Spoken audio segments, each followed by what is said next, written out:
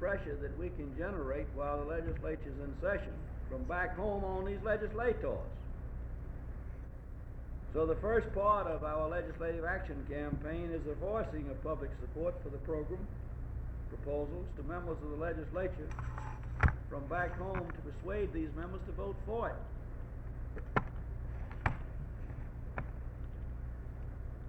Then, by developing the full support of a friendly administration, state administration, to close coordination with this administration, where we get the governor to take the ball for as much of this legislation as we can. There's no reason why a governor of this state could not introduce his administration bill, a bill to establish a Department of Labor.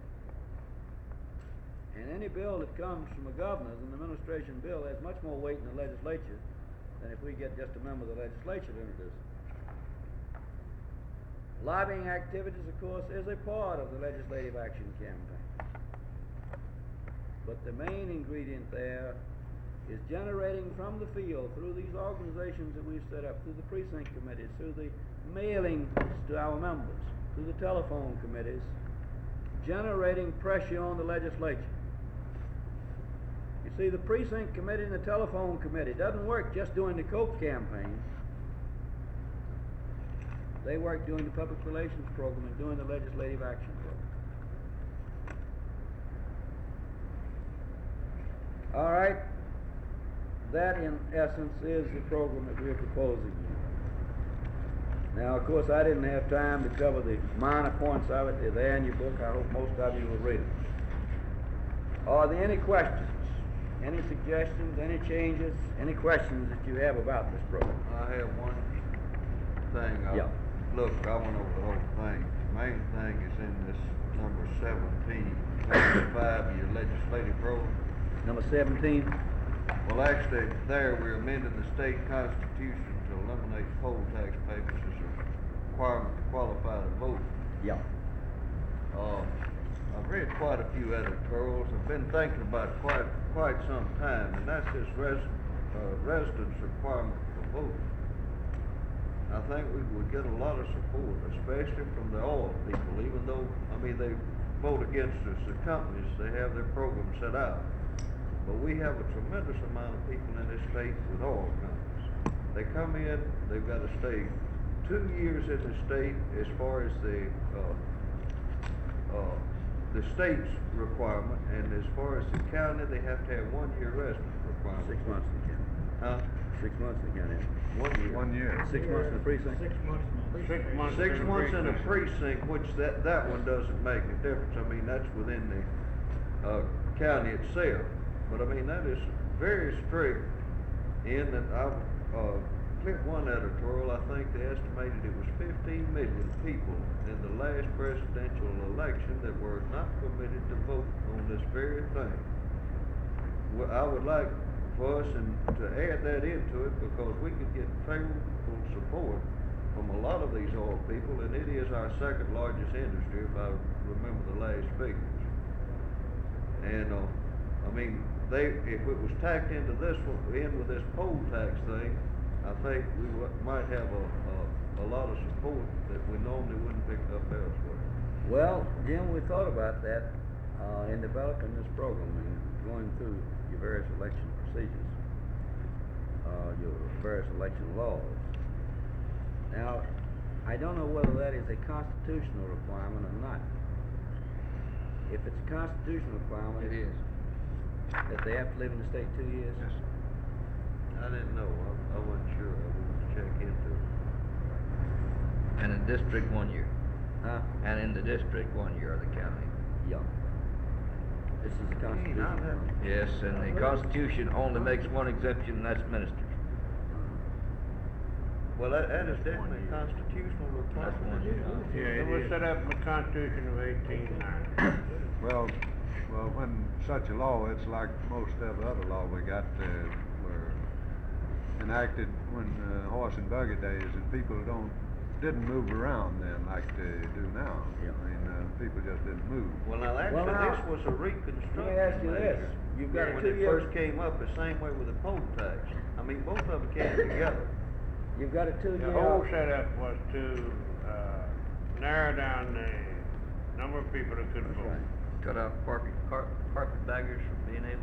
Right, I mean, In other actually- words, that residence requirement was to take care of your itinerant sharecropper group, which in Mississippi, 1890, they foresaw in 1890 that the Negro and the small farmer would be a moving sharecropper group.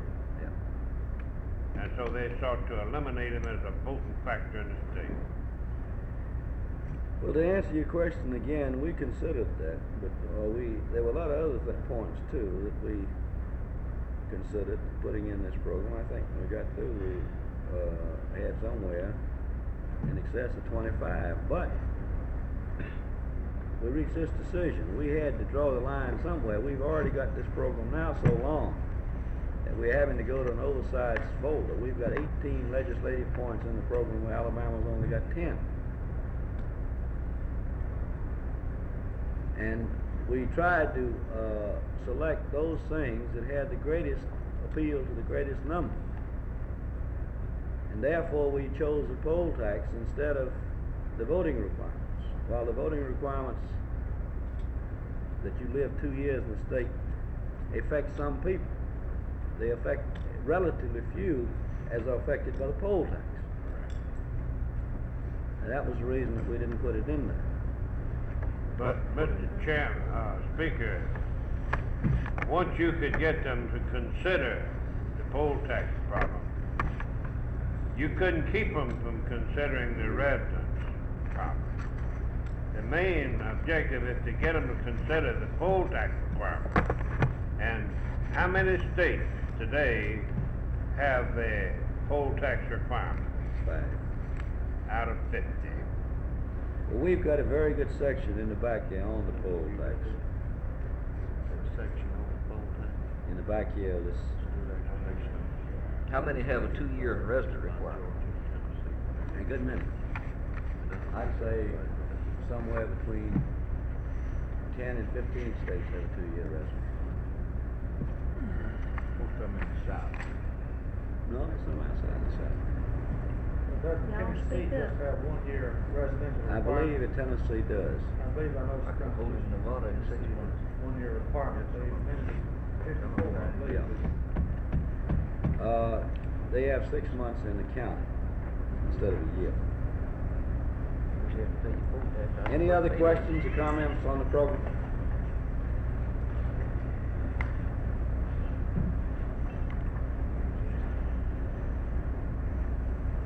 Well, what do you think of it? I think it's a very good program. Very good program, and Very what we good. need now is about $150,000. Well, I knew that was the question that was on your mind. So now we, I think before we go to the collection of dollars, I don't know how to do this. I think the guy did all the work in putting this thing together, a major part of the work, in digging out all of the necessary facts and figures and research work, and then writing it, putting it together. Deserves a vote of thanks. As far as I'm concerned, Dan Powell, thank you. thank you, Bob, that's. Thank you. Thank you, Part Dan. of I this job. agree with that 100%. I appreciate that, but it's part of the job. I've done it for a lot of states, done it for more whole things. Mr. Powell? Yeah. There's one question. Brother Ramsey said that there were some of these points that had not been adopted. I've been trying to... By think- convention action, I meant. In the legislative program. In the legislative program that most of the Well, what hadn't been? All right, I'll give it to you right now. There's about 4 of them in there that hasn't been considered by, We have passed resolutions Resolution, calling see. for the Department of Labor. We passed a resolution calling for reapportionment. We passed a resolution calling for improving and increasing workmen's compensation. We've never passed a resolution calling for providing state guaranteed loans for college education to qualified high school graduates with loans repayable at monthly installments over a period up to 15 years at low interest. I think the reason we never passed that, nobody thought of it. And this is relatively a new thing. And since the Russian Sputnik, it spotlighted the need of education in this country and the fact that there are many, many boys and girls that are going to graduate that are qualified to go to college, but they won't go because they haven't got the money. You checked last year's resolution, the 60. Yeah. Now, we have a partial program like that in Mississippi today. In your medical education program, and then your Negro education program is That's a regional program. taken up that way. That's a State. regional program. There is a federal program, but it's, so limited that there's just very few people get participated. Revised Mississippi tax laws, we passed resolution to touch on that. Enact state Davis-Bacon prevailing wage laws, that's been covered by convention action in the past.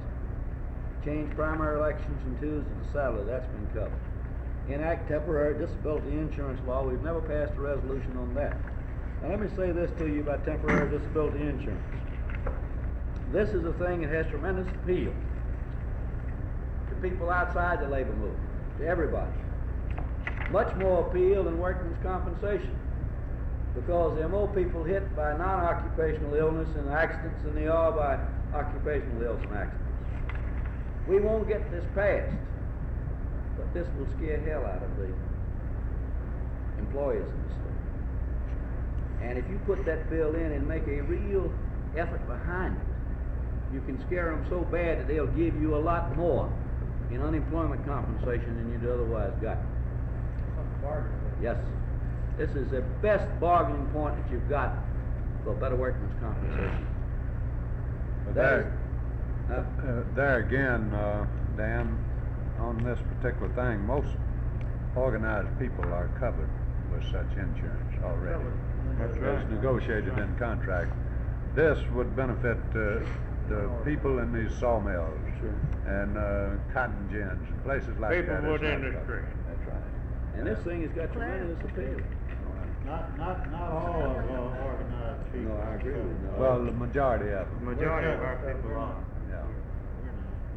We pay. All right, raise Well, salaries. but that's the way we're covered. Salaries of Well, Mississippi we're school covered. teachers have been covered You pay for all of it. by resolution before your convention.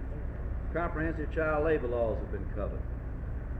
Civil service law to cover all state employees, I don't believe there's ever been a resolution in on that before state council convention in the state, but it's badly needed. Yeah, the convention. Ross showed us that. In a sense, since Ross got through with them over there. Is he through with them yet? That's a good question. That's a good question. Why couldn't that extend? Help break this, the strength of this board of supervisors association has, because they're regular employees, that'll break that county machine down there. Give them some support. They tell me, I didn't remember this one, that you passed a resolution to qualify women as jurors on equal basis with men. Yeah, it's been touched on. Here's another one that hadn't been touched on. Increase maximum amount of assistance to the aged and to the totally and permanently disabled. Now, this is not Social Security.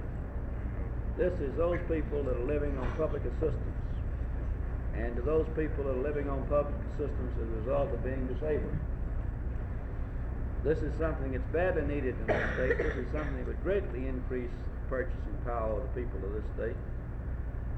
And I think it is a very fine thing for the labor movement to be supported. You've got 80 to 88,000 people on old age assistance rolls in Mississippi today. We have a pretty good explanation of it in section 4 in here that explains why it's needed. So that's one of the points that hasn't been covered. The initiative and referendum procedures, we've never had a resolution in the state convention on that. But to me, this is one of the finest things for giving government to the people, giving the people the voice, the power of government. Enact State Fair Labor Standards Act, that's been covered in previous resolutions. The poll tax has been covered, and equal pay law has been covered. So these are the ones that haven't been covered. Any other questions? I was amazed. I thought at least 3 or 4 of you would say, now how much is this going to cost? Man done answered that question. Well, I just He don't know, he just don't know how close he come to it. Guess what? That's what we need. Told him that last night. Now, we're going to get into a discussion of the cost of the program, but before we can do that, for because the two are necessarily related. We at first planned to set up a budget and a cost on the program. We'd even made out a budget on the basis of that cost. And then when I sat down and talked to the officers, I found that the financial condition of the council was such that we had to throw that budget out. We had to throw the first financing proposal out. And we've had to refinance this program at a figure and at a budget that will take into consideration the financial condition of the council.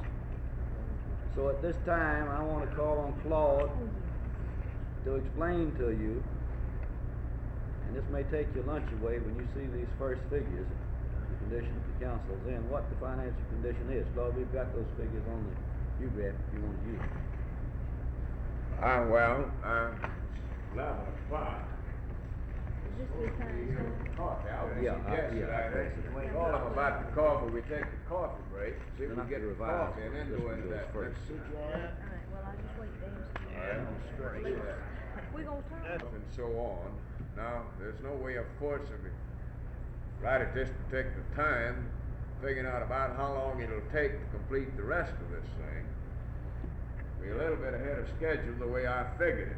And it's possible we'll get out earlier this afternoon than I thought.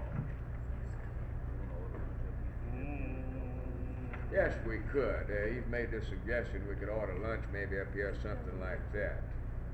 If you want to, provided you deduct it off your expenses. But I like this. Go ahead. But this is what we'll do, if with your permission, of course. I'll at this time, when we go back, when we start again, I will give you the picture best I can about our financial position now, as we project what it looks like now under present operation without the program included and so forth. And then we'll let Dan go in with the projected budget in regards to the program and so forth, what it'll take there. It might be that when we get around 12:30 or 1 o'clock, we can tell pretty close about how much more time it's going to take.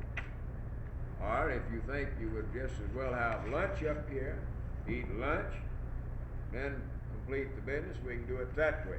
So we'll leave it up to you. You're gonna have lunch up here, you're gonna have to place the order. We'll have to order the lunch. We'll have to decide that now. If you want to have lunch up here. You then would like a proposal as to whether we eat lunch together and up here? Let's settle that question first.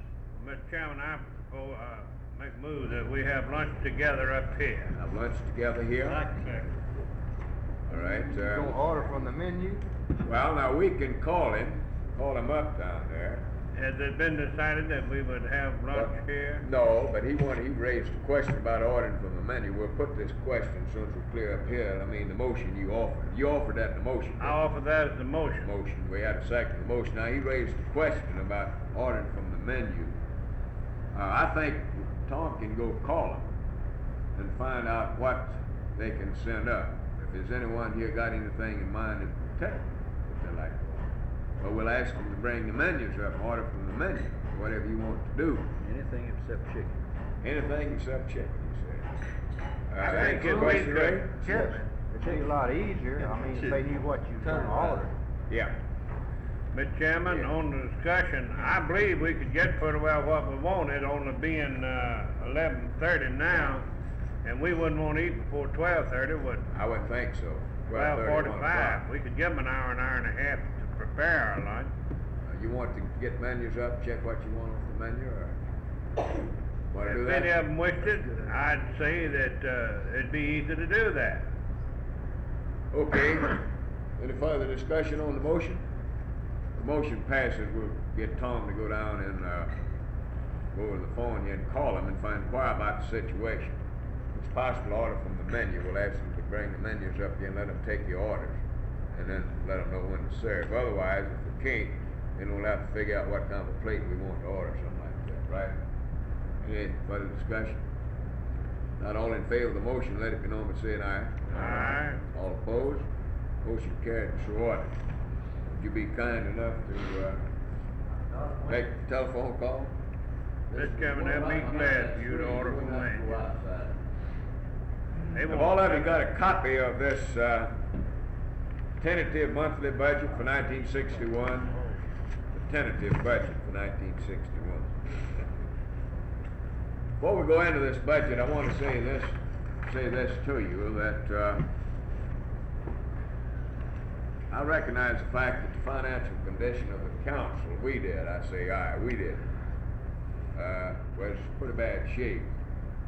And I've been making an attempt to get some assistance out of the national organization to try to help tide us over and see what we can do with this thing. Now, when I tripped to Washington, a couple of trips as a matter of fact, I discussed this matter with Brother Carmack Peak and Stanton Smith in particular. And they both assured me that they'd do what they could to give us a little help. Brother Powell was in Washington, I believe it was last week, and he also put in a plug for us. We carried a bunch of facts and information up there and left with those people. And Stanton met with George Meany the day before yesterday. I believe it was the day before yesterday or the day before that. This guy's got me so fouled up, I don't even know who I am. It might be that pipe, I don't know. You notice I'm about to lose my voice. These night sessions around. Anyhow, I got a call from Stanton yesterday morning, or the day before yesterday morning, telling me that as a result of his meeting with George Meany, that they had agreed to subsidize, we'll say, or at least contribute, let's say contribute, because it's not enough to subsidize, contribute $400 a month to our organization for 6 months. Now this was the period of time that it'll take for us to get this program out amongst the people and then have the convention and all that. And then at that time they will take another look at the thing, and of course that means that we'll all have to be looking at it and see if there's any necessity probably to give us further assistance. This is what I told him, those people, and I imagine Dan probably told him the same thing. That we're making a serious attempt down here in this labor movement to do something. And it's going to take money to get the job done. Now, under the present operation that we've got, it's very obvious that we're not going to stay in business very much longer. We've got several problems here, financial nature, we need to cope with. And I suppose, that after they evaluated the situation, they agreed with us, and we got the $400. Now, the tentative budget that we're going to discuss with you here next, if you'll notice down there, AFL-CIO assistant grant, $200. That's breaking that $400 a month deal down on a monthly basis, $2,400, $200 a month in the budget. That's where your $200 figure comes from. What did you find out? The guy that handles that is gonna contact them, and they can certainly, Bring the menus up, take the orders here. But it might be possible then that we can go through this thing before they get here, before we go into the real problem we got. That's on a 12-month basis instead of 6 months. What did I say?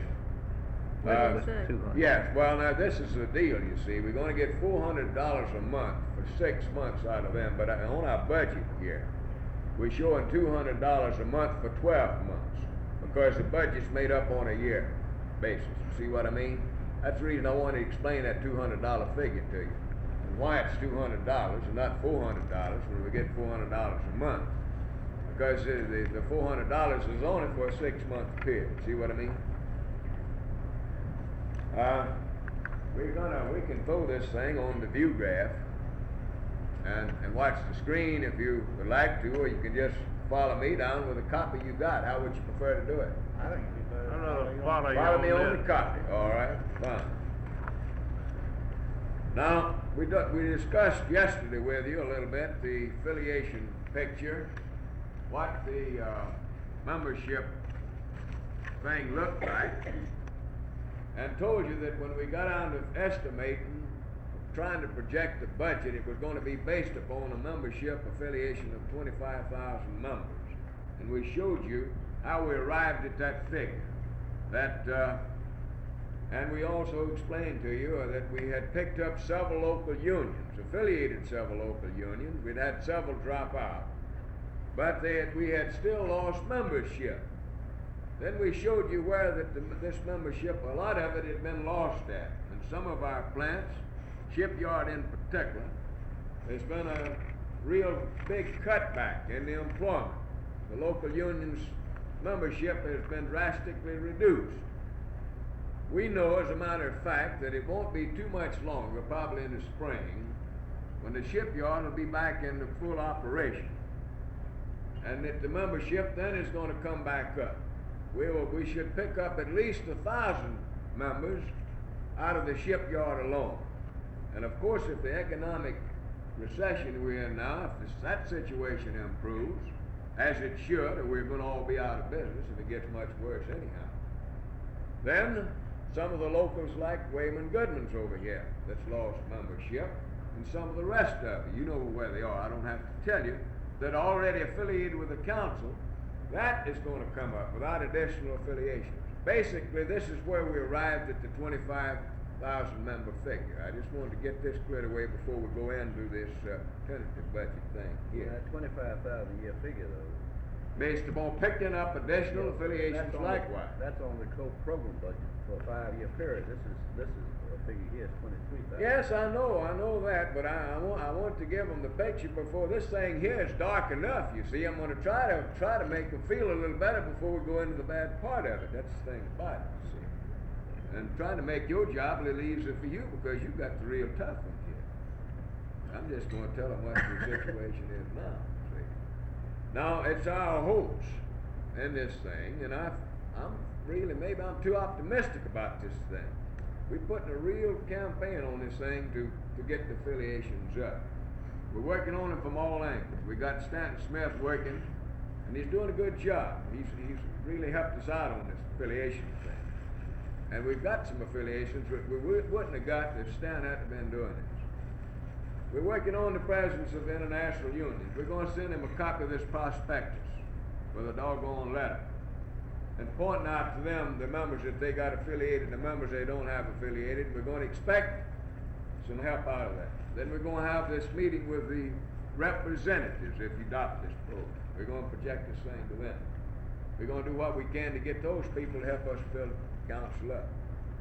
We feel like that this program, if you adopt the program, the budget that Dan's going to present you here, that we're not going to lose affiliations because we're going to have to increase the capital tax, but we're going to increase affiliation because we've got the program. That's what we feel like. This is our approach to it. Now, let's look at what we've got in the tentative budget, where we are right now. And I might say this in all frankness, that this thing actually could be considered on the conservative side. There's a few things here, expenses and so forth, that's not indicated on the tentative budget. I want you to know that before we go into it. All right, the per capita is based on the average membership for the past year, 23,138 members. See, we get the COPE matching fund at $416 a month. We're getting $200 a month, as I've already told you. Give Mac a copy of that. Mac, we getting into the real dark side of the picture. Now we're talking about the finances, Mac. We're just going into the tentative budget that we project that what it would take to operate the council as it's sitting right now without any program, any additional program, anything. This is what this budget is, as it's projected. Based upon the assistances we get out of COPE, the $200 out of the national organization, it gives us an income of $2,930.46 a month. That, as we see it, is the income that we can depend upon for the next year. Now, there's a possibility, of course, that this might improve, that our income might pick up some. Then there's another possibility that it might become worse. But we feel that the best thing we can do is take the average figure that we've got now affiliated and use that as a base to start from. That's where that figure came from. Total salaries. This is, of course, a constant figure. This is one that we've got, that we can say, well, this is what salaries cost us. Salary of Carolyn, myself, Tom, and the Dutch, that it costs us for AFL-CIO and so forth. This doesn't include the girl you got over there. Now, as he points out, this doesn't include any additional help in the office. This is one of the things that I was talking about that the budget does not show. We've got, from time to time, we've had to hire additional help in the office. And I'll be frank with you right now, if we are to do anything at all here and get the job done, we've got to have 2 girls in the office. We just can't get the work out of that office and take care of it. And I think Ray at least will agree with this, without another girl in the office. This is where we are. Of course, that's not indicated in the budget, that the figures that we're showing you here. Travel expense, hotel per dime, for Brother Knight and myself, based upon the best we can figure, an average, striking an average there, 15 days a month, at $450. Gas and oil for 2 cars. This is something, of course, that is an expense that we haven't had for the past year. This will be something new for 2 automobiles. We've got to the point that we've got to do something about transportation. The car that the council owns is wore out. I'm afraid to get on the road with it myself. I've got an old automobile that I had when I went on the job. It's in a little bit better shape than the council car, but I've about wore it out. And looks like that it's a question right now as to who is going to be walking first, me or Tom. Hitchhiking, you mean? Hitchhiking, yes. That's the situation. Of course, we explained this talk to Stan Smith about the transportation department. This is real serious. We've got to do something about that, because when we go into the field with this program, if you adopt it, we've got to have dependable transportation. I think you can understand that. That's the reason this is projected into the budget. Might say that if you don't buy any automobiles, then you can knock that price off. That's one thing that you can strike if we're going to walk instead of ride. $187 a month on the purchase of 2 automobiles. Insurance $29.50. Repairs on 2 automobiles, we don't feel like that we should have too much repairs. If we get 2 new automobiles, $16 a month. Actually, it might not run that. Shouldn't have any repair much for the first year anyhow. License for 2 tags. Remember, this is again on a monthly basis. Office expense. This is another one. You've got an item there, I think you got wrong. License for 2 cars, you're not gonna get that for, $259 a month. you won't do that. We don't have to pay all these taxes. You don't? That's the reason. That figure, we got this figure out. Tax exempt. Tax exempt. That's the reason that figure's. That's just a tag. City of Jackson exemption, say? Do it, Ray. Yeah. City They also. Sure. Let me point out here too, Yeah. No tires. that you're planning for 2 years on these automobiles. Yeah, that's right. That's broke down on a 2-year basis. And I'm Right. not playing the broken records. No Yeah, tires. yeah. And you can't run an automobile 2 years without more tires. I don't care what Well, that comes, you just run it around the clock every day. See, Bob, this is the budget for 61. Actually, in 61, by the time you get these cars, you won't have to replace the tires in 61. Shouldn't have first From year. what I understand, they're gonna have to get it on the next month. Yeah, We're gonna have to do even something there, about you that. probably won't have to replace the tires in 61. Now, your 62 budget will have to include that.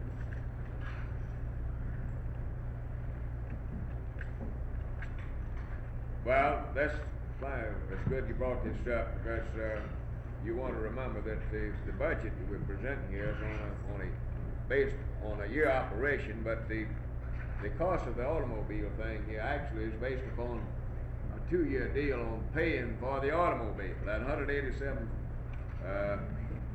item down there would actually be a 24-month deal instead of 12 months, but it would only cost you this much a month for 1961. That's where that figure came And from. you get it for that. Yeah. We think so. We think this is fairly close. We got some estimates and so forth around the dealers around and estimated what we'd get out of the old car and things like that. This is fairly close. We did, like he points out, and this year in particular, we don't think we'll have to buy tires, and that's the reason tires are not on there. Things bad enough, Bob, already. Let's don't put anything else When on. the tires wear out again, and this year you better have some money set aside to buy them again. My tires? Yes, that's true. They're gonna be wearing out this year, they ain't gonna wait till next year to wear out. Yeah. that's Might right. get one out of $16. Might get one out of $16 there, Ray said. We might. I Might think not you have to should- pay them to spend anything on repair. Mr. Chairman, you might just say then that you're going to have to confine yourself gas, oil, and tires for 2 cars, $82.25. As I told you, this budget is conservative, right? We'll agree with you that it's conservative. We told you that in advance, that you can find some things here that's not even mentioned here and make this thing look a lot worse than what it is. Now, go down to office expense. Rent, that's a static figure, and before we leave that thing, I want to say this to you, that we are making plans in the process of moving the location of the office, not out of the building, but the location. Down the hall, you come in to the left. Some people moved out. The space is more convenient. We've got a room there large enough, we think, to hold a board meeting in. We think we can arrange affairs there to hold our board meetings in the office, something we need to do very much because we need to be where we can get stuff that comes up from time to time that you can't foresee to bring over to one of these hotels or something like that. We want to try to get set up where we can hold our board meetings in the office. We think this room is big enough that we can do that. Now, this figure here is based upon what that's going to cost. We got the man down and we looked the thing over. That space there, quite a bit less than the space we're occupying, but it's more convenient. We felt like we needed a storeroom, something that we could keep stuff in, so we picked up another room across the hall to keep equipment and stuff like that in. This figure here is $4 a month more than what we're paying for rent right now. That's what it adds up to. We're paying $191 a month right now. Telephone is, of course, based upon an average over the year, right, Dan? Got this figure about trying to strike what we figured the telephone thing would run, and this again depends upon the activity you're in, and unfortunately, one of our most costly items in the last year or two has been the telephone, because we've done so doggone much business by telephone. We had the right to work thing, you remember? And I don't remember now just how much it did cost us for telephone. You remember this, Don, in particular. Because you helped us run it up, remember? I remember I called every newspaper in the state Yeah. long distance. And of course, we get into this presidential thing, and we spent quite a bit on telephone calls there. So there's no actual telling. We think that this is fairly accurate on telephone. Mr. President? Yes. Can I interrupt you? Yes. If you will, let's break up just a minute, let me pass these around, and he'll Get the get order. their order, right?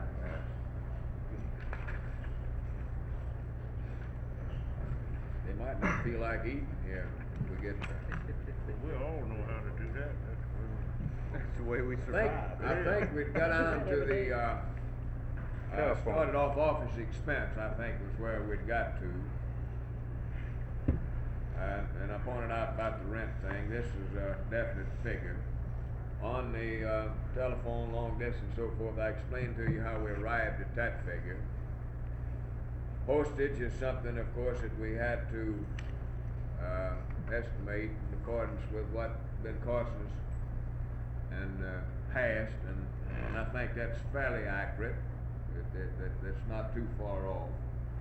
Supplies, station printing, and others, and so forth. Of course, this is an item that depends to a great extent upon what type of activity you're in and things of this kind, and we think that $172 figure there, based upon past practice, is fairly accurate. Do you agree with that, Ray? That'll probably take care of what, the exception, it was like 59 and 63 at Will Yes. Mount. That's what I mean, 59, and of course, you said 63. Yeah, 63. Mean when we go into Oh, the yeah. campaign. Yeah. Yes, of course, you wanna remember this, in this expenditure thing here, that, I'm gonna have to defend myself a little bit, because the record's gonna show that prior to me being elected to office, that the council had picked up a little bit, what going in the hole, didn't have a deficit.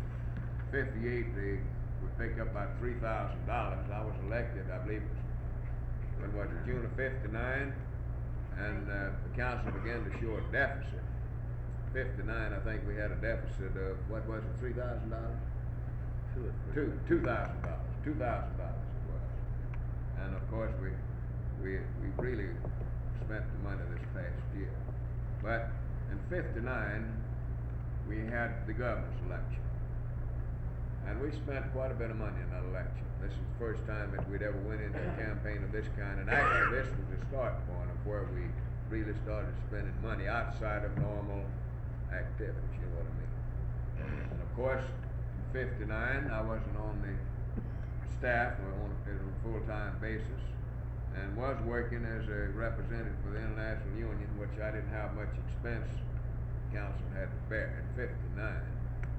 And of course, you know what the store was in 6. No use going into that. Let's go on down and look at this figures we've got here before you. New equipment repair, services, and so forth. This one, of course, is based upon what we've purchased and what it's cost us to service the equipment we've got from time to time. Might say that this figure here possibly is going to be conservative. If we get the job done, we're going to have to buy some new equipment. There's no question about that. We're going to have to get a girl in the office. We're going to have to buy another desk. We've got to buy additional typewriters and stuff like that, just for normal operations, not the program itself. So that $80 figure there, I think, is, you can say, would be conservative. Other expenses, executive board meetings. We've had an average of 4 executive board meetings a year. This is what it's figured out. And you boys have, and ladies, have helped me spend some money. That's what it adds up to here. It cost us, broke down on a monthly basis, approximately $403 a month. In other words, reserve 2 whole executive board meetings. This, That's just the basis for a year, too. That's just for a year. For a year. And you might say, well, do we have 4 a year? Well, I didn't think when we got talking about this thing and we had, and went back and started checking, and we have actually had 4 executive board meetings a year. And you might have to go back and check your minutes now to see this, but we actually have had 4 executive board meetings a year. Of course, we try to call them, in connection with something else or something. And then not called, just a board meeting, just on the spur of the moment, just for the board alone, unless absolutely necessary is what I'm trying to say. In other words, we haven't been calling executive board meetings that wasn't necessary. That's what I'm trying to tell you. Monthly reserve for executive committee, of course, this amounts to the same thing, $150 a year. This we figured 6 executive committee meetings. It's been necessary on a couple of occasions that we felt that we should have an executive committee meeting to take care of some business. It could be taken care of without calling a full executive board meeting itself, you see. And just in passing, I want to tell you people this. I want you, sometime at your convenience, to study your Constitution and make a few notes about some constitutional changes that need to be made. And point out to you, I know you know this already, but under the Constitution, the Executive Committee is the powerful body in this organization. And whoever drafted this Constitution, Ray, I guess you was probably the only member here, aren't you? Yeah, I'm the only one. That was on the committee. The Executive Committee, under that merged document, Well, it's the group that run the show. And if they so desire, and if you get the wrong people in this organization, they can just about tell the executive board what they can do. Remember that. Well, I might say why we did that, they Yes, wanna know. I got a pretty good idea about why you did it, but I just want to point this out. See, Dan pointed it out to me. Actually, it never had upset me too much because we operated more or less, as we've been operating, and there's no need to become alarmed about it as long as we operate like we have. But if the time ever came up and the wrong people got control of the organization, then they've got the material there to do just what they want to. I just want to point this out to you. Lord, man, interrupt right All right. Primarily under the Constitution that you're operating under now, of course, Claude and past presidents haven't done it that way. But strictly according to the Constitution, this executive board is merely an advisory body. That's what it adds up to. The full power under that Constitution is given to these 5 executive officers. Now, I think I know that I wasn't down here at the time she drew it up, but I know that Tennessee had already adopted a Constitution. And I presume that you all use the Tennessee Constitution. I know I sent some In Alabama. down. Well, in Alabama too. But in Alabama, the Constitution is different. And under the Tennessee Constitution, the Executive Committee is a powerful committee. But the Executive Committee in Tennessee is composed not just of 5 people, but it's composed of 12. See? That Executive Committee is just about the size of your Executive Board. And this is something I think it needs changing, because I think that your broader group should have the final power, and this Executive Committee should just operate between meetings of the Executive Board. Well, actually, that's what we're doing. I mean, this is the way we operate, as you know. And as far as I'm concerned, and I know all the officers, the present executive committee would not think about doing any of these things, but we talk about representative government, things of this kind. And we've got a document here that places a lot of power in the hands of a group of people. And if the wrong people got control of the organization, then they might, talk about. Now, of course, this document, this Constitution that we've got here, really needs some work done on it. I think all of you recognize that. And it'll be a little bit difficult to approach this problem and that constitutional problem too at this special convention if you adopt this program. We can't do that then. But at our next regular convention, we need to give some serious thought to this document and make some corrections and changes and then get the ambiguity out of it. It's ambiguous in several senses. And actually, you're placing a disadvantage as to how to interpret this thing as to what you're supposed to do. You understand what I mean? Of course, this is off the budget. Monthly reserve for legislative expenses. This, of course, was a figure that we based this upon the cost of our legislative representative in the last session of the legislature. That's where this figure came from. And as you know, the Carpenters footed the bill as far as the salary of Red Ferguson was concerned, and we paid the expenses. That's the deal there. And actually, that figure there to be conservative in regards to the legislative expenses because of that. Monthly reserve for convention expenses in excess of restoration fees.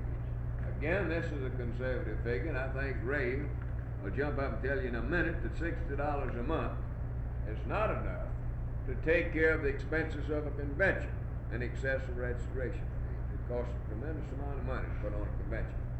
Ray, just offhand, what would you say? I would say it costs close to $4,000. Close to $4,000 to put on a convention. That won't mess it too far one way or the other. Time you figure you executive board meetings and stuff like that into the picture. It's necessary. Whatever. A lot of things goes into that, you see. Yeah. It comes under this office expenses Right. and things that That's it right. don't show up as a Don't convention. show up as convention expenses, but it is additional expenses. What I mean. That, how much do we get, that's not besides the restoration fees. Well, the restoration fees won't amount to much because you only $5 and it would amount to less than $1,000. Last year it was $5, wasn't it? We went up to 5, yeah. That's the reason we went up to 5, because of the tremendous cost of putting one of these things on, if you remember in our discussion, we talked about that. $5, what we have, 300 and what? You had, Three something. Huh? you had 1,000, you had Registration. $1,189 for registration fees at the last convention. Two something. Close to 265. It was over 300. Never had You it. mean, you talking about registered qualified delegates? Of course, That's we had a right. lot of guests and Oh, people yeah, like they that. not charged for registration. Went up above 300. Of course, we served them sandwiches, it cost us money, we just didn't get any out of them. That was what I was thinking about, was the number of people we served. Remember, it was over 300. All right, anyhow, you got the picture there, you understand what we talked about, and the cost of convention and so forth. Now, you might say like Ray did, yeah, a lot of this additional office supplies and stuff like that was actually convention expenses. It might figure then it might balance itself out. It's possible there, but it's fairly accurate, we think. Hospital insurance on the secretary, Brother Knight, and myself, is the actual figure. Books, publication, newspapers, and so forth. This is fairly accurate here on the publications that we subscribe to and things of that kind.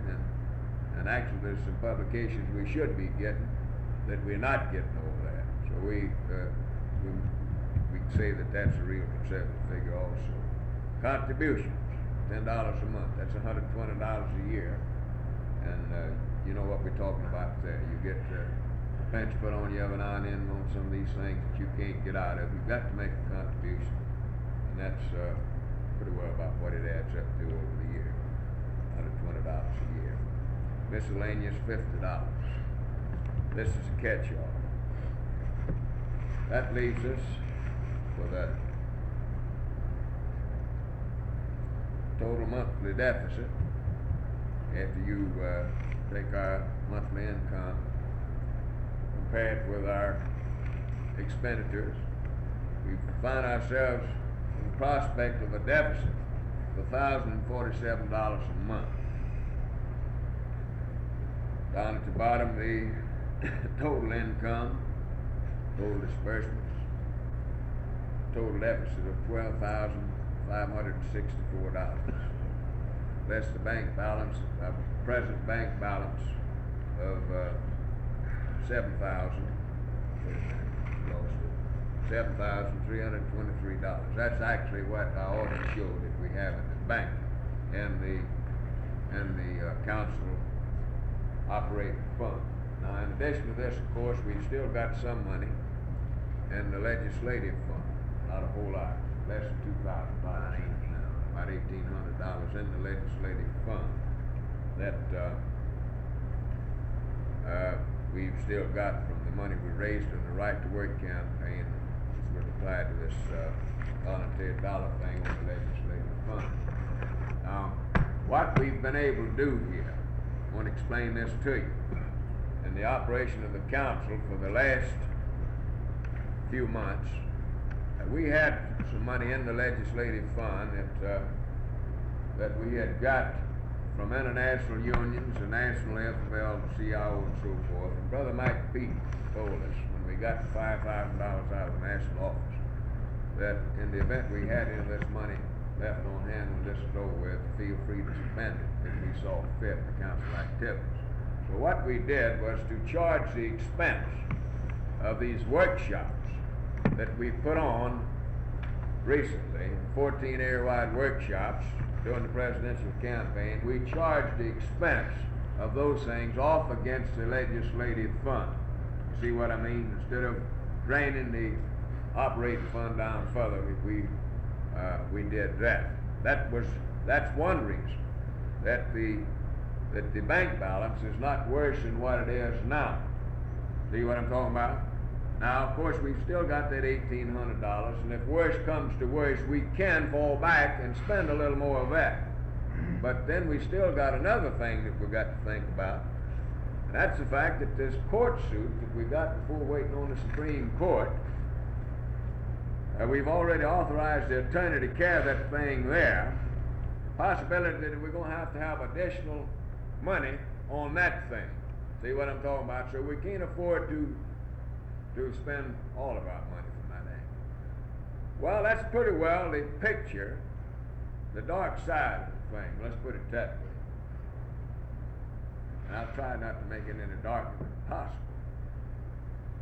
And I'll tell you right now, I was absolutely amazed myself that that this picture was in as bad a shape as it was. I knew that we were slipping down a hill, and I'd been trying to make an estimate as we went along as to about what the thing looked like. And I was way off base on it. And you was dropping back some, but we started digging all this stuff out, trying to find out fairly close what we was. I discovered we was in worse shape than what we really were. I should have found out about this before I went on this thing full time, I reckon. But we got any questions?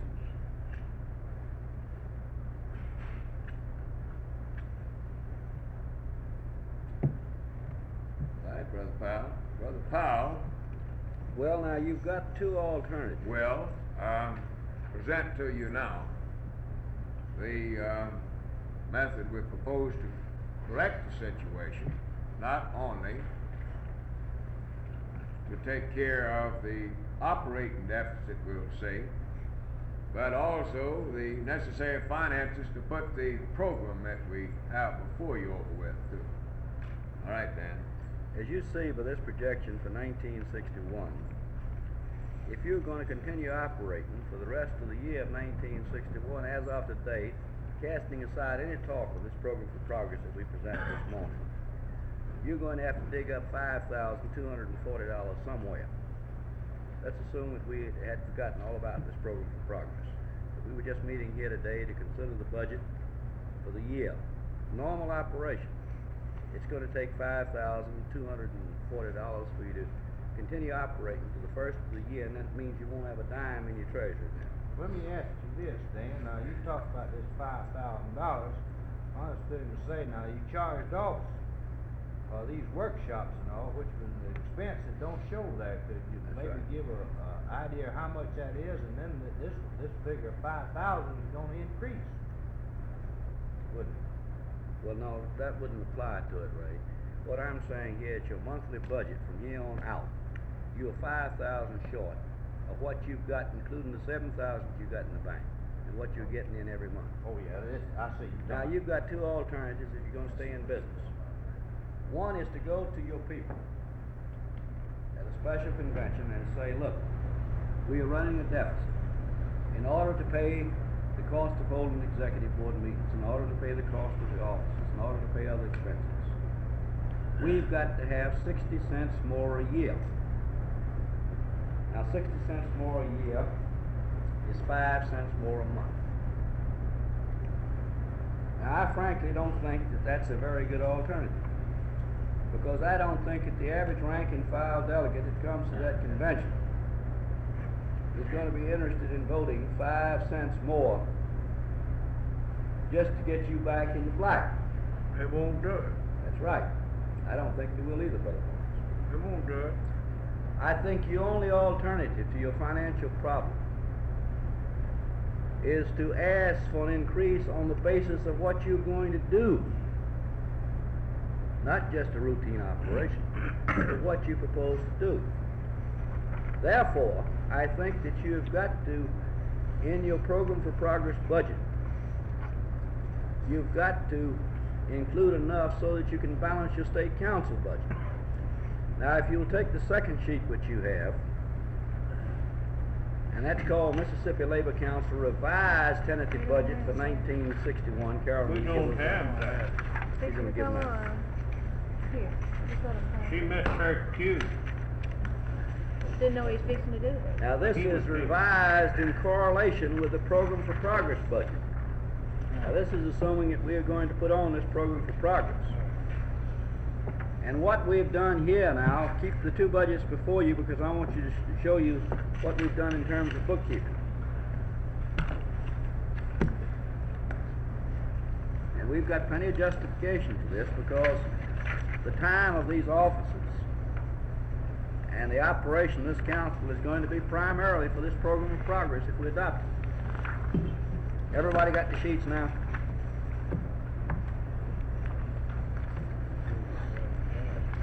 Everybody got them now? Got the revised budget? Under the revised budget on the income, we've got the same amount of income. For the state council alone, see. Now this is just a state council budget. This is not a program budget, but it's a state council budget in conjunction with the program budget, which I'm going to explain to you in a minute. Under disbursements, under salaries, the salaries are the same. But when you get down here under travel expense, where under the state council budget before, we had $767.34 a month. We've now cut that down to $187 a month. And the only thing that we're charging to the state council regular budget on the travel is the purchase of the 2 cars.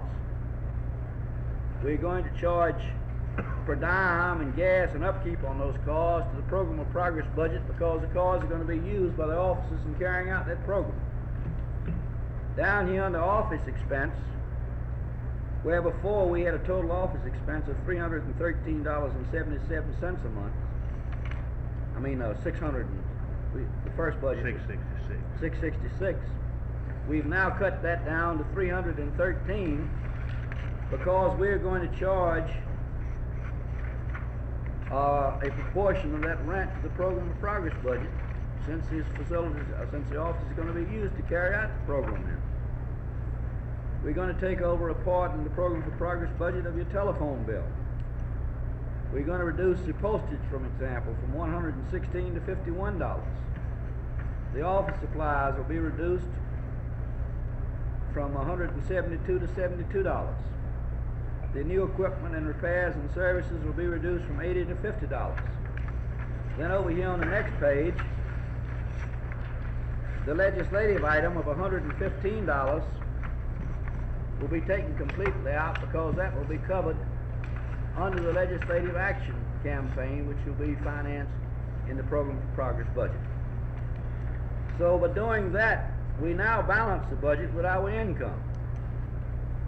In fact, we show a surplus for $1.04 a month, and in the course of the year, a surplus of $12.48. I don't see why you didn't spend that. Well, frankly, I couldn't figure out any item that could do that with. Now, we get back to what is the program of progress going to cost us. Carolyn, did you pass out the green sheets, proposal for financing the program of progress? And I want to talk about what we're going to need before I say how it's going to be spent.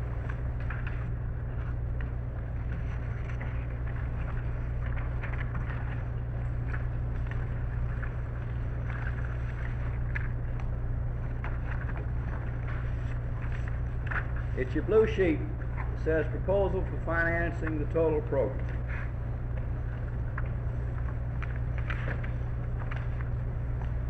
And let's read that together. This is the first time that you've gotten it. If you haven't had a chance to read it, let's read it together. To conduct a successful coach campaign essential to the election of a friendly state administration and majority in the legislature. To do a comprehensive public relations campaign to create and mobilize support for our program of progress in Mississippi.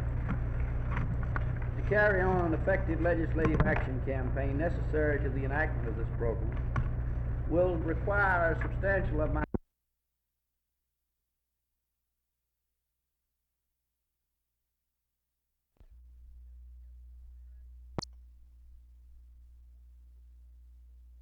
Now, to 40. We'll see that. Got out to you, the prospectus, which is not quite complete, and the girls are still working on it down in the office, and we will have the rest of it for you in here in the morning, if it takes the rest of the night to get it. So, we've got problems, that's it. Just in a few words, that's our trouble, we've got problems. Now, we would propose, we had a meeting of the executive committee this morning, and hurriedly went through this thing. We propose that we take up the items that this board needs to consider outside of the program. Dispose of those things this afternoon, which we think we can do without too much difficulty. Get everything out of the way, and then starting early in the morning, we'll go into the program. And by using that approach, we think we can dispose of the program tomorrow without too much difficulty. Does that meet your approval to handle it in that fashion? there's no objections to it, then that's what we'll do, and we'll try our best in this meeting this afternoon to stay off of items that pertains to the program and finances and things of that kind, because once we start on this matter of finances and all of this stuff, then the first thing you know, it leads into something else. We experienced that this morning with our committee meeting. Now, first thing I want to place before you here, the CWA is having a statewide meeting. It's in process now. They began this afternoon over at the King Edward Hotel. They have a banquet there tonight, and I believe a dance after. And we have an invitation from Brother Stanley inviting our entire board to attend their banquet, provided they got $3.50 a ticket. Now, I have some 20 tickets here, and there would be enough in case some of you brought your wife or some of you brought your husband, if you'd like to have a ticket for that direction. Also, we'd be able to furnish those for you.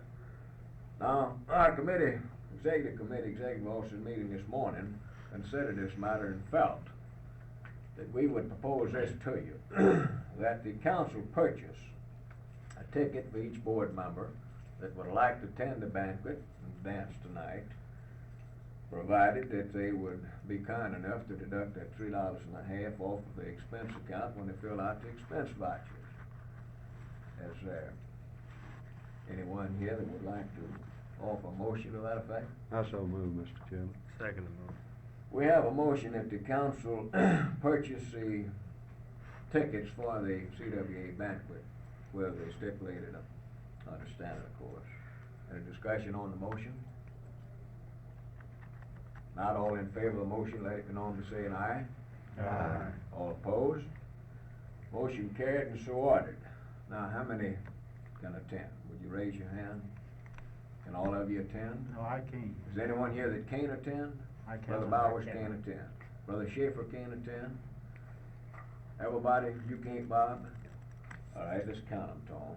See how many we're gonna have. 1, 2, 3, 4, 5, 6, 7, 8, 9, 10. Myself 11. I counted 12. Counted 12. Maybe I'm wrong. Let's try it again. Yeah, Five, right. 6, 7, 8, 9, 10. 11 board members. I guess I counted one. Now, there's a possibility that Brother Barnes might get in here. Now, Brother, Give me an extra one. you want an extra one. That would be 12. Brother Barnes might show up. Well, that'd be all right, we can say 12 or 13, but I would need to know meat or fish.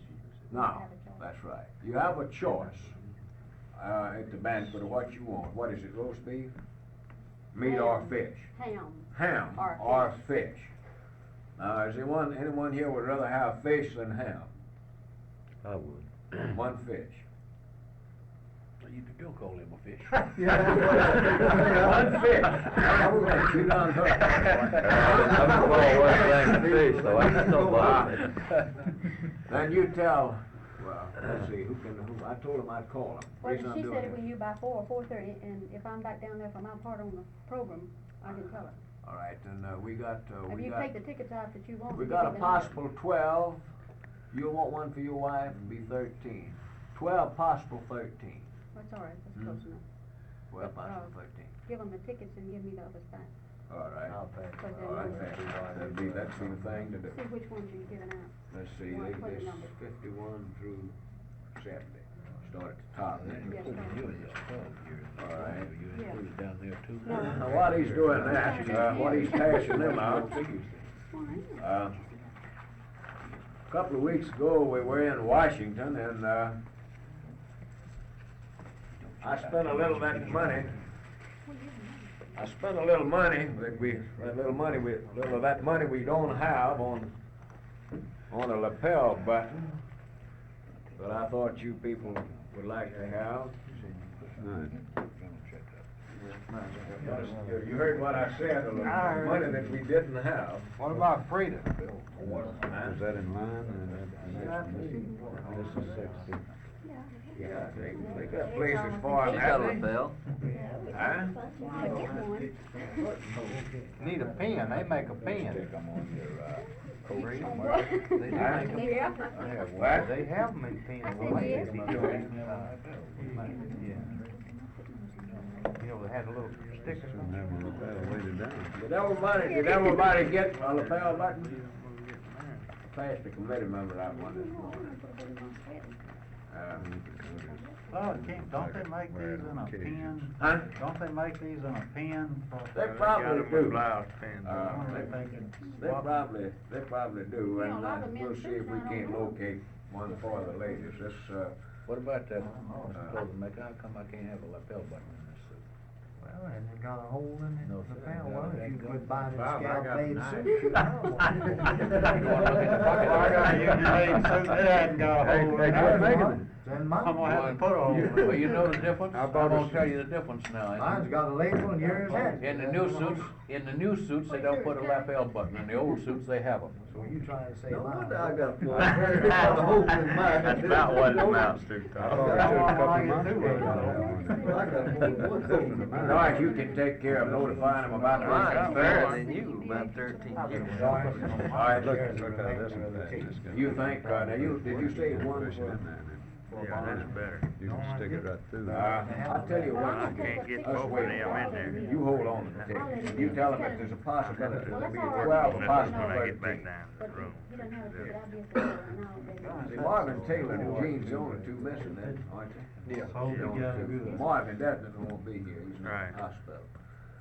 Now, in order that we might, refresh our minds a little bit about the last board meeting so forth, just in the event we have to refer to it, I'm gonna ask the secretary to read the minutes from the last meeting. They're not too long, it won't take too much time, it might help some. With the board's permission, I'd like to remain seated. Executive Board meeting Saturday, September 24th, 1960, Heidelberg Hotel Parlor B, 8:30 a.m. There's no use to go in, I guess, to the ones that is present and absent. We might have told President Ramsey, Knight, Clark, Holloway, Barnes, Bowers, Goodman, Guyton, Kelly, McMahon, Schaefer, Stevens, Taylor. Absent Smith, Hart, Woodall. Against Dan Powell, and Bob Stone. President Ramsey called the meeting to order and asked the board if it were to become necessary for them to stay over after the statewide meeting for a continued board meeting, would they be able to do so? The board concurred. President Ramsey stated that the Executive Council had met last night and worked out a program which it wished to present this morning for the board's approval. He further stated in his opening remarks that they had just elected to make the statewide meeting open to the press, subject to the board's approval. He explained that a couple of reporters had contacted him wanting to know if this was to be an open meeting, and he had told them that a decision would be reached by 9 a.m. The Executive Council debated this question in their meeting and decided that there was nothing to lose, possibly a lot to gain if the reporters were allowed to come and listen to the discussion. Brother Bowers brought up the possibility of our own people not being in complete accord and what effect this would have on the press. This thought was eliminated. It was believed that there would not be anything which the press could not be present for. It was moved by Brother Barnes, seconded by Brother Stevens, that the general meeting this morning be open to the press. Motion carried. Before discussing the resolution approved by the Executive Council, the voting record leaflet of Senator Kennedy and Dick Nixon to be distributed at the general meeting was brought up in regards to the civil rights issue being omitted from the leaflet. Brother Knight explained to the board that he and President Ramsey discussed this for quite a few days before deciding it would be best to have it reproduced for distribution. Brother Schaefer stated that he did not see where civil rights was an issue between the two candidates. It should not be an issue with labor. He stated he felt that we actually had omitted no difference as far as the candidates were concerned. It was moved by Brother Bauer, seconded by Brother Stevens, that the voting record leaflet be adopted for distribution. Motion carried. Brother Knight read the resolution approved by the Executive Council. It was given full consideration and discussed thoroughly. Brother Bowers then moved and Brother Barnes seconded that the resolution be adopted as is. Motion carried. President Ramsey briefly described the agenda for the morning session. He explained that if at all possible, Senator E.K. Collins was to be present and speak to the group. He stated that he had felt that we should have a speaker outside the labor movement who was actively working in this campaign, preferably Senator Collins, but Carl Wiesenberg and Merle Palmer had been contacted as possible speakers. Ron Holloway suggested to the board a program in regards to dollars for Democrats. He stated that in those localities where there were local and county Democratic headquarters set up, it would be best for our people to work with the local people and even turn the money collected over to them. This way they could see how labor was helping with the work. However, Labor's Central Committee should be notified as to how much money was raised. He further explained that our Central Committee was to be established from this body to work with the state campaign headquarters in Jackson on this issue. It was thought out that this money would be used mostly in Mississippi, but a percentage would be sent to the national headquarters. Brother Knight informed the board that an account had been set up where there would be no change whatsoever for the independents to get this money. It was set up in an account at Deposit Guarantee Bank Trust Company under Kennedy Johnson Campaign Fund. Joe Latham, who is an officer of the Deposit Guarantee, is President and Finance Chairman of the Loyal Democrats. However, someone else will be appointed later. President Ramsey stated that he had consulted with Bill Stanley about heading this committee up for labor in this state. He agreed to handle this since President Ramsey, brother, and I were going to be tied up with COPE workshops starting Monday, September 27th. It was moved by Brother Holloway, seconded by Brother Stevens, that we set up a committee to assist the Loyal Democrats in organizing the state and raising finances. Motion carried. President Ramsey said in closing that we should establish a speakers bureau made up of people from our group who would be willing to attend local union meetings upon such request to discuss the election, point out the issues involved. He stated that the executive board, international representative, so forth, would serve as the speaker. It was moved by Brother Bauer, seconded by Brother Barnes, that the recommendation on the Speaker's Bureau be adopted. Motion carried. It was understood that the Speaker would bear the expense of the trip because there were no funds available for such. Meeting adjourned at 10 a.m. Executive Board afternoon session, Hotel Heidelberg Rose Room, 2:30 p.m. All present is named in morning session except Brother Taylor. President Ramsey called the meeting to order and stated there was only a few items still needing the board's attention. First, the insurance program for the council officers was brought up for clarification. President Ramsey explained that he and Brother Knight had gone back and reviewed the minutes in regards to the insurance program. It was clear that the board had wanted them to take out appropriate insurance. However, a problem then presented itself. The local insurance man handling the office secretary's insurance was called in and his coverage was discussed. The cost for such, though, was very high in respect to the amount of coverage involved. A comparison of it with the AFL-CIO plan was made, and after such it was decided to wait and bring this up with the board. Hospital insurance on the local insurance company loan for the 3 employees of the council for 1 year was $840. Brother Knight then explained that the AFL-CIO plan had 4 different hospital group plans available for members and their dependents. Life insurance, accidental death, and dismemberment coverage was also available with each plan at the rate of $1.65 per 1,000 life insurance coverage plus $1.35 per 1,000 accidental death and dismemberment. The 4 different hospital plans per month per employee were as follows. Of course, we go in that plan A was $23.63.5. Plan C $17.74. Plan B was $19.87.25. Plan D $16.08. Brother Starnes explained that Plan A was the plan used by AFL-CIO directors, assistant directors, organizers, and employees. He further explained to the board the coverage obtained from Plan A. It was agreed that Plan A was too high, especially with the life, accidental death, and dismemberment coverage. Brother Knight told the board that Plan C had been the plan agreed upon between President Ramsey and himself as being most reasonable. The cost was estimated in regard to life insurance approximately $1,055 for all 3 employees for 1 year. The possibility of taking the hospital insurance without the life insurance was discussed. Brother Knight explained also that the insurance had to be taken out by October 1st, or it would be another year before you could be eligible again. Brother Bowers moved that the Secretary of Treasury write the AFL-CIO insurance company and find out if the hospital insurance could be taken out without the life insurance coverage, and if so, this be done and the life insurance be taken out elsewhere. However, if this could not be done, take out coverage under Plan C as outlined, at least for the rest of the year. Motion was seconded by Brother Schaefer and carried. Brother Knight read the first phase of Dan Powell's program being prepared for Mississippi.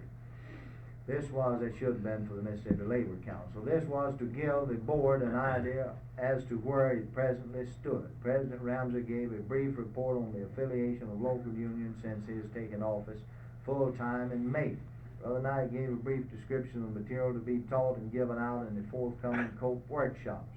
A copy of the adopted resolution from the general meeting, along with a list of available speakers, was to be sent out to all local unions. Brother Bowers suggested that Brother Knight get out a letter to all local unions asking for an up-to-date list of their officers as to improve our mailing list. Meeting adjourned 4:30 p.m. Respectfully submitted, Thomas Knight, Secretary of Treasury. We have any corrections to those minutes? I deem then that they meet your approval and that they are accurate. Of course, that took a little of your time. I realize possibly most of you might still be familiar with what happened at the last board meeting, but there's one subject that, as a matter of necessity, we have to refer to back to the board meeting. We want you to clear up here this afternoon. And again, that's insurance. Seems like that we always got insurance problems. If you notice in the minutes, we had a motion adopted that Brother Knight follow out these instructions, which were followed out. And as a result, we did take out the insurance with the AFL-CIO plan. And we might say now that the cost of that plan was much cheaper than what we had projected at that meeting. It was 800 and what?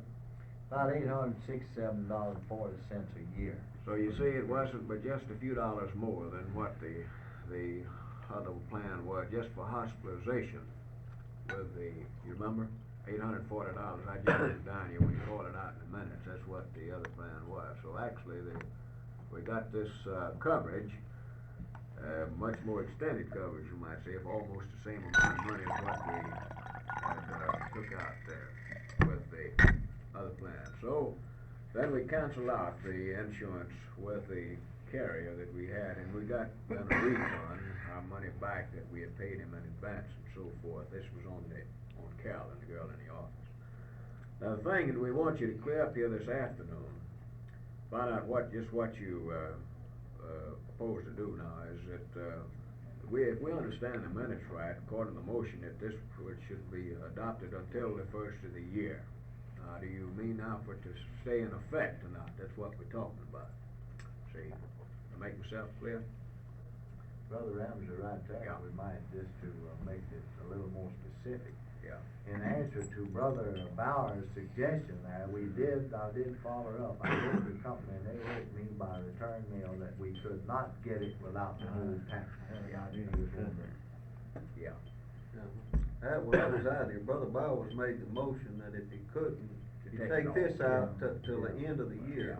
Well, we understood that. We understood that's what you meant by your motion, by go ahead and take it out with the full package. Well, Mr. Chairman, I personally believe that you've got, the best insurance that it's gonna be possible to get for the money. That's right. And, we've got to have the insurance, so I make a motion that the insurance be renewed. Or, I believe you take it by the year, don't you? Well, no, it's by the month, Brother Bauer. We pay the premium by the month. You pay it by the month, but you Yeah, we have pay to it by the subscribe month. for the year. That's right. Yeah, excellent. I make a motion then that you subscribe for another year, under the present coverage. I would ask a question. Just what coverage do you have now? Well, it's, go ahead and explain to it, it's in three phases. Got, hospitalization, accident, and life insurance, is basically what it amounts to, right, Bob? I don't remember the amount of How life. What is it? life do you have? What is it's based on the earning power The of amount of the, money that you earn, it's, each one. It's a maximum of what, $3,000? yeah, I believe it is, yeah. Minimum It's not, of 3,000. Must be a minimum. A minimum of 3,000 with a. Maximum of 12. I think so. That's so much in. It must be, they wouldn't put a maximum of $3,000. Well, I said maximum, minimum of three. Minimum What, of what three. is your And then it hospitalization depends on what allowance you per earn. day? It and could go to a 12,000. $18. We paid didn't take them out that. the top plan, you No. understand? We selected the more moderate plan. Actually, you've got the C plan, which C would be plan. the third, It's not very third rated good, plan, it's really. bad. I Do mean, you have the same insurance as your yearly salary? On life? Yeah. No, 50%. 50%. I believe the Plan A does that. With a minimum of I'll be honest 3,000. with you about it on the life 50% end of the of thing. the I haven't annual even checked it salary. out. With a minimum of 3,000. I checked hospitalization out because I had to use it. You don't figure on dying. You'd be surprised And how. I figured on dying, so I. Just figuring on getting sick. Huh? You'd be But I surprised figured how on dying, few just people figured do on I've getting get examined the sick. hospitalization end of it fairly close.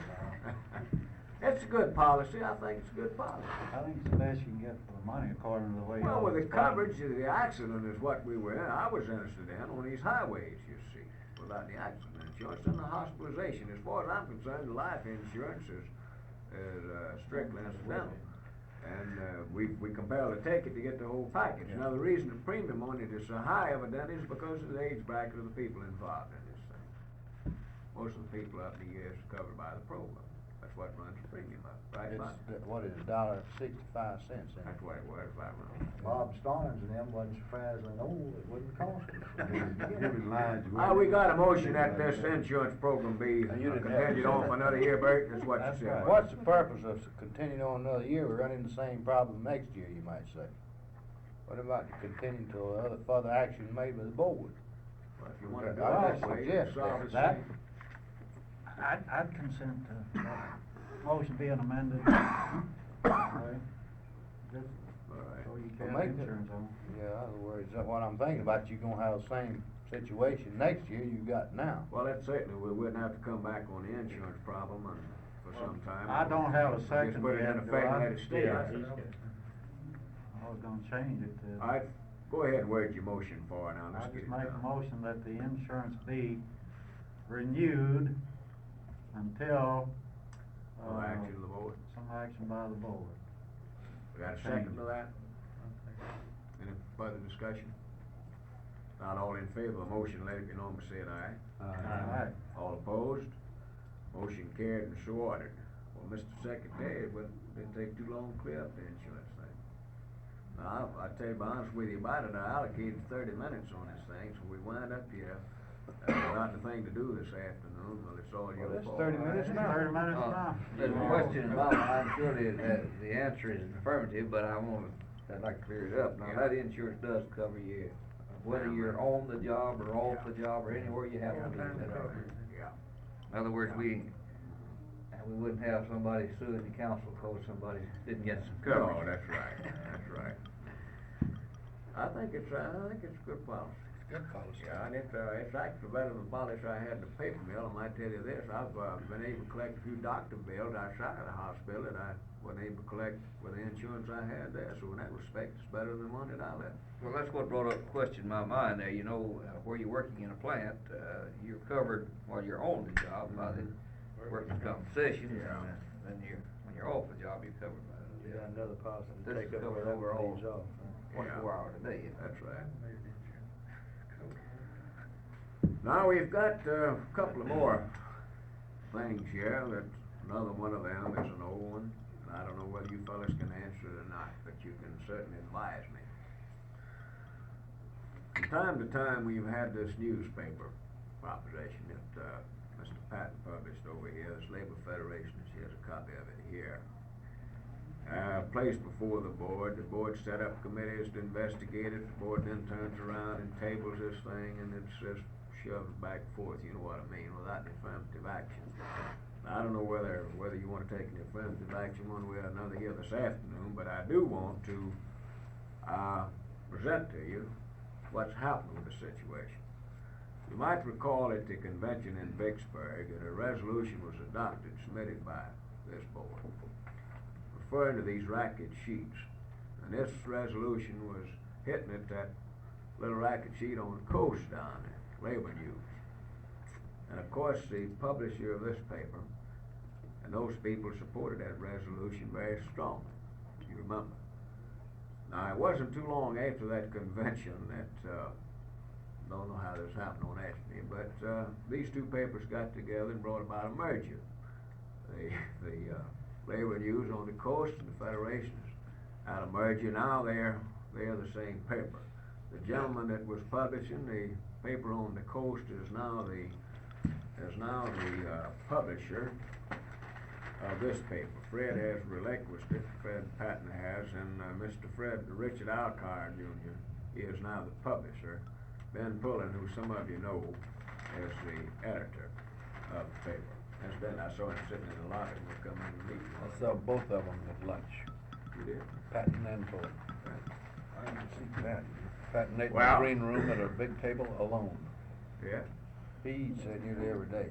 Yeah, I see him in here quite often. But now this is a situation. Not too long after this merger was brought about, I got a call from this fellow, Al Carr. He wanted an audience with myself and the secretary here to discuss this paper and for some thing and another. So we agreed to give him some time. So he come over and met with him. Ben was with him, I believe, wasn't he? And had quite a discussion about the thing. And of course, his pitch was that we endorse the paper, support it and so forth. And they was gonna really build this thing up and do a job. You know what I'm talking about. For the labor movement, I mean. Not just for himself. But in the course of our discussion, I pointed out to him that this matter had been considered from time to time by our board. And that certainly we recognize the fact that he had the right in this country to publish a newspaper, and that certainly we couldn't stop him, see. And whether we liked it or not, this paper here was looked upon by a lot of people as being our publication. Let him know that we knew that too, see, which it is. I don't know whether y'all know this or not, a lot of it, but this is a definite fact. I said, now, because of all this, certainly we're interested up to a certain point about what goes in this paper and what don't go in the paper. I said, now, to be honest with you about it, we're not in a position to finance the paper. We never have been. We're not now. And, but we are interested in what goes in it. Now, I said, I'm going to tell you what our main objections to this publication is. Number one is advertising policy. I said, from time to time, we'll pick up this paper and we'll look through the ads. And I said, there appearing in that paper is an ad taken out by one of our enemies. It's been put in a paper now that's supposed to be a friendly paper. And he said, well, they'd be glad to cooperate and clear that up. They didn't want business from those people. So I pretty well assured him that I'd try to get something out on the paper on that and advise people about his attitude. Next thing I pointed out to him was his advertisement for political candidates. Said this is another place that we find ourselves at odd purposes and putting us in a bad position is you taking advertisements from political candidates. We'll say we go and endorse a candidate, supporting one candidate. Your paper comes out and there's an ad from one of our enemies in your paper. Now, a lot of people get the idea that this is a candidate that we're supporting. See, well, he assured us that that wouldn't happen unless the candidate met our approval. Oh, a little time elapsed there, and I didn't have time enough to get out and send out any correspondence on the thing, and I guess he decided that I wasn't going to do anything about it, notify the members about what had been said, so he starts running an editorial in his paper. Attention union members, we do not want to advertise and help us keep them out of our columns. Now, how many of you read that? Y'all see that? We've already sent him some correspondence on it. You have? Fine. So he himself started running this editorial that he'd want this business. See what I mean? So after he started running the editorial, I saw no better reason then for me to sit down and say, now that's on it. So I never have set out a thing on it because he took care of it himself. Now, a little later on, this is where you come in. I was approached by Mr. Ben Pullen, the editor of this paper. Interested again in building up the paper and the circulation of the paper.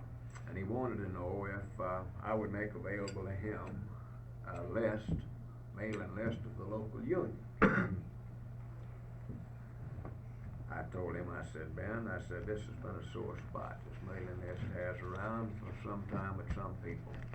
And I said, I just positively can't do that. Can't give you this mailing list. I said, we've had things much more important than this. Issues come up about these mailing lists other than this newspaper. And I said, we just don't want to take that thing. But I said, I will. I said, I'm not going to assume that responsibility. I said, I will take this matter up with the board at our next meeting and see what, get their opinion on it. You see what I'm talking about? So that's pretty well where the situation stands now. So, what do you think about this thing? I'd like to ask a question. Okay. I didn't know that this fellow was the one that published the paper that we were hitting at in the resolution. Yeah. Frankly, I didn't know who you were hitting at in the resolution. It didn't matter with me, I just thought you was hitting at people that were guilty. The right Just get in the right direction. But, I don't much like the idea of supporting the man that we were fighting then. I don't believe he's changed that quick. I can throw a little something else in here for you now. How this resolution got drafted, I called Fred Patton up and told him they've been ready to send about this paper, what they're doing, getting all the advertisers, what they're doing a pretty good job of getting advertisement. I told Fred about this thing. This has been, we'd kicked this thing around a little bit. I said, now Fred, we need to get a resolution before the convention.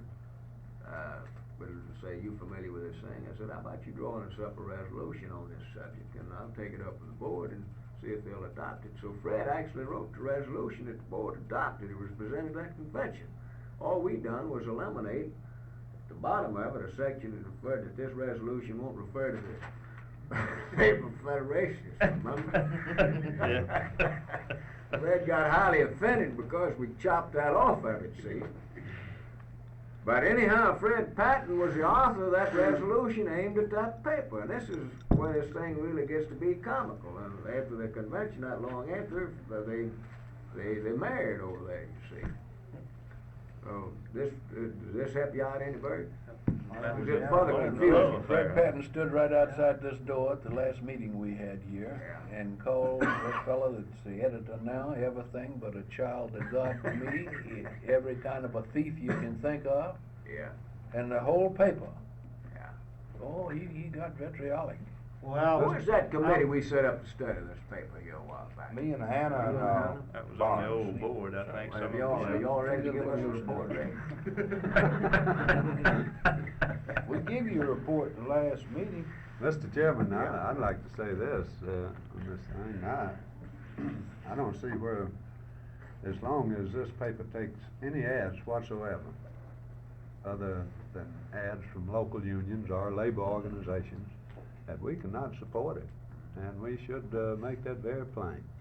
We don't have the money to support it otherwise. If we did, I think it'd be good to try to get one in the hands of all our members. Yeah.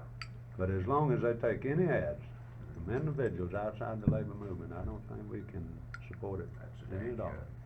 And they can't run the paper unless Well, they do it. I've known Fred Patton for years, and also Walker, his ad man, or was his ad man.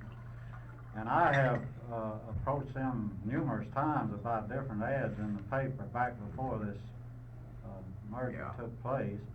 And I've had them to tell me that if Labor would support the paper, they wouldn't have to take them. But if Labor didn't support it, they had to take the ads to support the paper. So I used to subscribe to it, and I quit. for that reason. Of course, they still send me, they send me two. But, I don't. Pete, I'm gonna let you have it when he gets through. I'm free. I just wanted to ask, now, this mailing list that you refer to that they want, Yeah. is that our total membership? No, I that think would be that the mailing list all of the the local officers union. already receive them. You do In fact, they think so? send me a bundle about, They send sometimes all the 15 and central bodies, 25, yeah. uh-huh. They don't send us They don't. Well, they Now, don't he can send get them the all. address from the central Two bodies of them without are- us. But he Three wants of them. all the membership, is that right? Well, he wants our mailing list is what he wants. Of the local union. We don't have that ourselves. I don't think we ought to, I make a motion, we do not. Make it available to, I believe though, he made a motion, didn't you, similar over there? He didn't make a motion. Well, he didn't, well, I make a motion, we do not. I'll make the second. mailing list Have the- available. Wait a minute. We got a second, didn't we? Yes. Any further discussion on that subject? Mr. Chairman, I would like to Oh, wait. throw a little bit more light on some of the operation that's been going on it. All right. This man, Harold Carr, whatever his name is kind of a pressure Yeah, operator. yeah. I had a call from the sheriff's office a couple of months ago down in Pascagoula. Yeah. Well, it was the chief deputy, Harold Jones, who is the director of civil defense down there. He said the man was around talking to him and getting some information about the civil defense program there. And of course, he thought it was fine to get it for the people, so he told him a lot of things about it.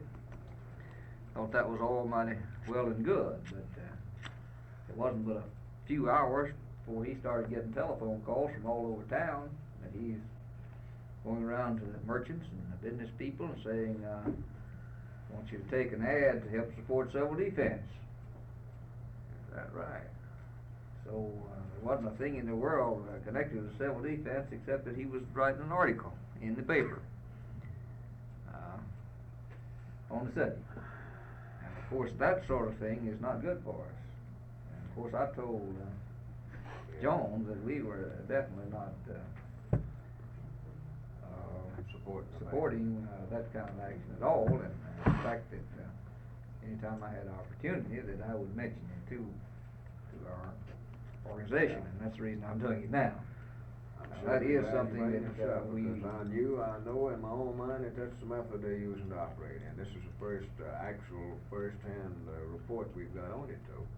Didn't we tell him that very thing, Paul Jones, that we wouldn't tolerate pressure? That's right, we told him that. Sitting right there. Absolutely, and it beat me that way. Well, that, He's got very rather plain spoken. he's with it. that I know kind what of an operation is, right? He's that kind of an operator. Mr. Chairman, another thing that led up to the resolution that was adopted in the last convention was some tactics of other members of the paper Yeah, from Long Beach. yeah, yeah. Came up in the Delta area and was going around soliciting business. And of course, when he would go into town, he would contact a few people from various unions. Yeah. Of course, he'd sell them his bill of goods and get them personally to endorse it as being a good paper. Then he would go around and sell the merchants on the fact that this was a labor paper and how many members was in town of various organizations, and they'd like to see your ad in our paper. Well, he got picked up in Greenville, and one of my boys up there called me about it. What do you want, Jim? Pardon me, just a minute. How many's 13, going to the thing? 13, 12 or 13. Say it's 12, possibly 13. Tell them One about big. Gene Barnes, yeah? One big. Tell them about Gene. One of my members called me and asked if he thought the man could come out to our local union meetings and get the endorsement from the membership to the paper. And I told him by no means no. As far as we was concerned, we wasn't in any position to endorse a labor paper as a local union. So he nipped it in the bud there, and that's some of his activities that led up to this resolution. Well, I would propose this, that you boys brought this out. this a little bit late now to do this, but the next time you get concrete evidence that, one of these backwoods has pressured somebody in this direction, write me at the office. I'll sit down in and write him a letter. He won't forget about it. This, I think, has to be done. I know this is the way they operate, see, but you got to have something concrete to point to. I'm gonna sit and remember what you said and what he said, and for future reference, but right now, I think it's, that late is now to contact him about that particular. That's enough for me to be in favor of the motion that's before us Yeah. now, is the, method of operating. He could easily take this list of mailing, list of local unions and go around to people in that locality and, Right. just from this list, have enough information to make somebody think that these locals are behind you. I don't know if y'all watch this You don't even paper. have Well, to you're contact absolutely right, evidently, that's what they want, because what you said, what they do if you watch this paper, you follow the ads in it, they work section by section. Right, yeah. One issue, they'll have the Jackson area. The next time it'll be Natchez area. The next thing you see, it's down on the coast. They use what to do is work a circuit, looks like, see. I don't know, I'd like to get a price on some of this stuff. I'm gonna run it down and see what it, Well, you know, under their what they present, sell the ads for. under their present setup, Hal Walker's responsible for all of that advertising in the Jackson area. Al Carr is responsible for all outside of the Jackson area. Mr. Chairman, maybe we should, before something else happened, write these people and let them know that we're aware of what's going on, and if it's not stopped, that we are going to have to publicly Disassociate ourselves. disassociate ourselves from it, and we're going to have to do a It's good your job. public of it. statement. That's right. Mr. Chairman, if I might make a suggestion, I think you should do this now. In Greenville, about 10 days ago, I ran into this thing. The people up there in the Central Labor Union, the ones I talked with, were of the opinion that that paper was an official paper of the state council. There's no question about that. They try to Now, convey that. a year or so ago, I ran into the same situation in Tupelo. So, at least in a couple of areas in the state, our own people within our own central labor unions think that is an official paper. Absolutely. Now, I think a letter should be sent to our own councils pointing out that this is not an official paper of the state council. It is not endorsed by the state council, and the state council has no connection whatsoever with it. And request that the letter be read at the next meeting of the Central Labor Union. Now, that's not libelous. We haven't said a thing except facts. It's not our paper. We have no connection with it, and it's not our official paper. Well, very good suggestion, Bob, and I think we're gonna have to take some action in this direction. Now, let me add this. Since just one thing. this has been broached here, in connection with this thing, I would suggest that you allow me to do this, and I'll be glad to do this. You don't have to adopt the motion, or you can if you want to. It might be just as well. I'll be glad to write this Peckerwood a letter, but I took this paper matter up with at this board meeting, and we had considerable discussion on it, and point out about some of the things that come up. Some of our people were very much concerned about some of the tactics used on advertisement, and that there was a large number of people of the impression that this was our official publication, so forth and so on. Write him a letter of the paper, editor of the paper, and tell him the reason that the mailing list and so forth, by no stretch of the imagination can be forthcoming. Then, by the same token, I'll write the presidents of all of the central body that you're talking about, and include in that letter a copy of the letter I send to him, see? And further state in my letter to him, if this continues on, we get further complaints on this, I'm gonna be compelled to issue a statement to the press condemning this paper, or something like that. You're going to be compelled to write a letter to every advertiser in his paper, advising them that it's not an official paper. Now, we've had to do that in New Orleans with that Labor Federation that's down there. You got the same type of deal on it? Except worse, if possible. I think we're going to have to wind And up we with had, it we here. had to take issue after issue after issue, because it would be ads from different people and different issues. And that letter went out, I guess we did it for 3 months. Yeah. Every advertiser, even to the smallest ad. Yeah. Just a factual statement. It's not an official paper, it's not endorsed, we have no connection with it. And you'd be surprised at the number of letters we've got back from advertisers thanking us for that information and saying they didn't know that was the case, it had been represented to them, and it was an official labor paper. Well, now, they've gone a little further than just within the state on that, Claude. I got a call out of, New York. I talked to you about it, Holloway, you remember? Yes, you did. I called you over there and talked to you. Yeah. And they were trying to tell the Bensky and them there that we had, adopted to take this paper here. That the council Yeah, had? that the council had, yeah. And, they called me in Pascagoula and talked about it. And I told them it wasn't true, so they said, well, forget about it. Well, now, this is what's happened here. That must have been, 6 or 8 months ago, wasn't it? Anybody else had any similar experience on that? Did the people, the publisher of the paper do that, or was that some of our people that did it? No, it was Patton. Oh, he They told himself me did. Patton. Not with the paper itself, Claude, but we got hooked with this character that now has, married to the paper, and so to speak, back 3 or 4 years ago with the buyer's guide up in our area. That's what Same man. See me about that. That, really pulled the wool over our eyes. The same guy? Told us a good one, yeah. Alcorn? Yeah. I think he had some experience. Well, I tell you, He answer knows, this he knows what he's doing, you can tell that the way he operates. Now, I tell you, on may I that make a buyer's further guide, what hooks the suggestion? people is that easy money that they get out of it. When and We if made you some start money out of writing the thing these in the long letters run, to but we wound up advertise doing the job ourselves. perhaps even to him, Yeah. consult your attorney. No, you Because they'll be individually, looking not for you. anything that they can Don't have hang to liable get it. on You and get it sue this individually. council for every dime it's got. Well, if there's any suing going on, we'll enter a countersuit against Senator. We'll have us a lot of fun out of that deal. I'll tell you that for sure. Well, let's see. We got the motion on the floor that we not make this, mailing list available to the, publisher of this paper. Do you want to include in the motion any of these other things, or you wanna just leave it up to my discretion in writing the letter? I think we can leave it up to you, Hmm? Claude. I mean, I think rather so. than go through I think a so. motion, because, I mean, Yeah. we have to leave up to you and Tom to pretty well Certainly. get the information out like that anyway. This might be a better job for the secretary.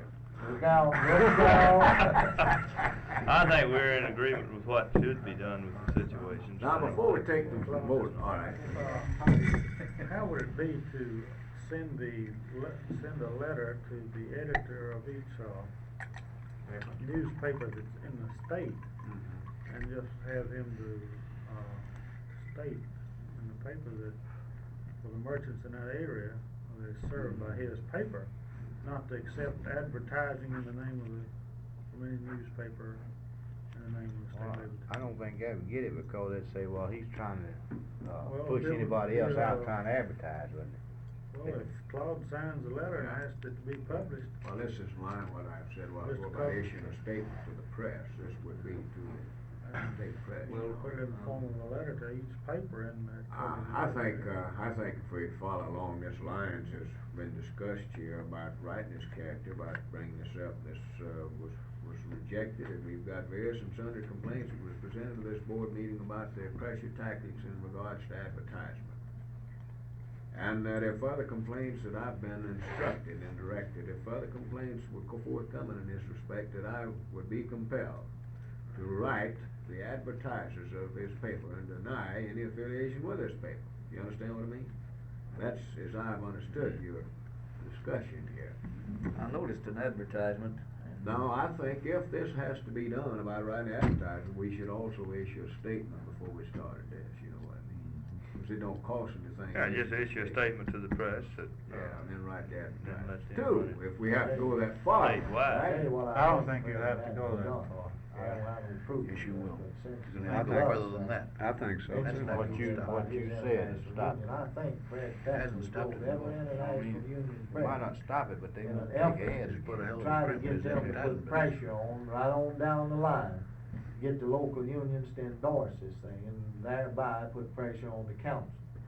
Now, if the truth is known, every international union president's got a letter from Fred. Yes, you know, that brings on something else. This recalls something to my mind. I got a call from Otis Doggett some time ago. It's been quite some time ago. Wanting to know if we'd endorsed this paper and what the situation was, what I thought about it and so forth, and I explained to him just what the paper was and all about it. He said he'd had an inquiry from Petoskey. Well, they had done the same thing. That ties in with what Yeah, you said. they contacted me. Now, this is what's happened. I can verify this myself. The Jackson Central Labor Union here in Jackson has endorsed this paper. And they sent out correspondence to some of the central bodies, I understand, asking them to likewise endorse this paper. Am I correct in that assumption? Yeah, some of them. Did you receive correspondence on that? Sure did. It's listed, if you'll notice, the AFL-CIO publications in the list they send you out of Washington DC. Yeah. It will list, this paper is endorsed by the Jackson CLU, the sponsor of it. It is. That's Even one of that the- other sheet is supposed to be endorsed by several, locals throughout the state, the other sheet that Probably merged is. with this. Well, our unfortunately, carpenters you're there, right. Indians A there. lot of Some people, locals did. well, they did it in honesty. They have people interested in trying to do That's right. something with this thing.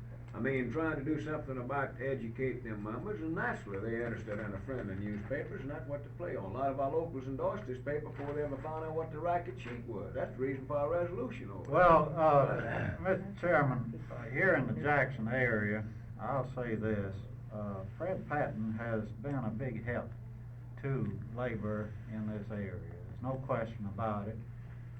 I know he's helped us on various occasions. And I think for that reason, as long as Fred was the publisher of the paper, that it followed that the Jackson Central Labor Union would endorse the paper. Now, this fellow, I didn't know until y'all told me today that he was the fellow that was publisher of that other paper. Well, if he published that one and we presented a resolution We didn't have any condemning him, complaints well, as far as I know certainly about don't think we did advertisement not. while Fred was running the paper. It seems like that this pressure stuff and all this stuff has come into the picture since this other guy. Oh, we had some Yeah. thoughts, cause I've And the Federation, they approached were them on squabbling it, over it all the time. and, Was this question in before the old Federation, Frida? You was on the board of the old Federation. Before the sheet on the coast came out, they were Yeah. squabbling all the time over this Federationist. Me and you'll do things. Sometime I think it's personalities as much as anything enter into it, but then they could always find something to build their, case on. well, it's a fact that there were advertisements in the paper right. prior to this from our enemies, because I've taken it up personally with Fred Patton and Walker both, Oh, just I know that. individually. I know that's And definitely. they've told me that, the reason, that if labor supported the paper as they should, they would not do that, but they had to, Yeah. that's where the revenue came from, was from the ads. But he did say that they tried, as best they could, to screen those people out. Well, you know, Fred tried to give us the paper once. Yeah, he did. He tried to give it to us. And, I don't think there's any condemnation due Fred, now, personally, I don't know course. about anybody else. Of course, he had, under his conditions that he would, name Yeah. the people who run it. That's and so right. forth. But, as Frida said, way back in the old state labor, old Federation of Labor, it's been a squabble about this newspaper all along. I mean, every board meeting, we've had problems with it. Donald, don't you think part of it was personality? Well, Because they could always find an ad in there from well, our yeah, enemies to base it on. Well, there's no question about the ad, but what That's I'm right. getting at, Don, was this, as long as they take ads from the public, this is bound to happen. You know what I mean? Well, What I'm talking about is the pressure tactics. Did we ever have any complaints about Not, it? not like we do now. Harold Walker was the only one Yeah. that, he done all the ad selling all over the state, and, before, well, just since this guy's come in, you didn't have near the ads in this paper. Well, that's what I You know, didn't yeah, have but a yeah, few well, ads. it's loaded down with But it. now you got full pages there. I mean, Harold Walker never did put pressure on people No, like this, that's- no. That's for sure. Well, I would like to make this comment. It does seem a shame that we are not able to endorse a paper. If it would be possible that, we could work together with somebody who would publish a paper that was satisfactory to us, it would certainly be to our good. But under the pressure tactics, certainly we can. Well, the only way we could officially endorse a paper would be to have complete control of the Control and advertising. have the right to edit, you know. Yeah, you got to edit, yeah. Well, let me We have make to a edit comment that, on maybe. that. I ran one of those things for about 5 years, like you're talking about, where I was the boss, nobody else. I didn't have to consult with a living human being. But in the ad department, because I couldn't sell ads, you couldn't, nobody can do it.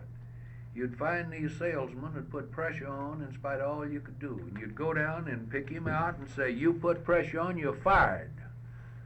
Well, the advertising manager would hire him, take your place. And 2 weeks later, you were putting pressure on, and just right on down the line. It happened every 2 weeks, you'd fire 3 or 4 of them, and you couldn't stop it. And it finally got us such a name that we discontinued the paper and quit. The only way you can operate is, like I said before, with no ads That's whatsoever. about right. Except from labor unions themselves. If some local union wants to run an ad, or Central Labor Council, or so forth. But the only way we could endorse it is be no ad. Friendly or non-friendly. That's the only way I could ever. Or ads from union shops only. Or something like that. I That's think the be approach better. we took on the buyer's guide, passed the Google, and the guy packed up, we ain't seen him no more. We told him we'd sponsor a buyer's guide for the union shop, you know, shop card. And we'd go along with that. But we didn't see him no more, did we, Cam? That's right. Well, So Mr. we Chairman. got the answer to that buyer's guide thing. As far as this newspaper business, the labor press, I believe, goes into every home of organized labor in the state. A CWA paper, Yeah. or Woodworkers or something. International Union Publication. They have a publication like that. Frankly, I think our best success as far as reaching people with our point of view is to contact our own papers. That even goes for your Clarion Ledger and Daily News. I have never went to a newspaper yet that they won't give you better press relations if you'll sit down and talk to them. But just like we had the problem in Jones County for quite a number of years, people said that's an anti-labor paper.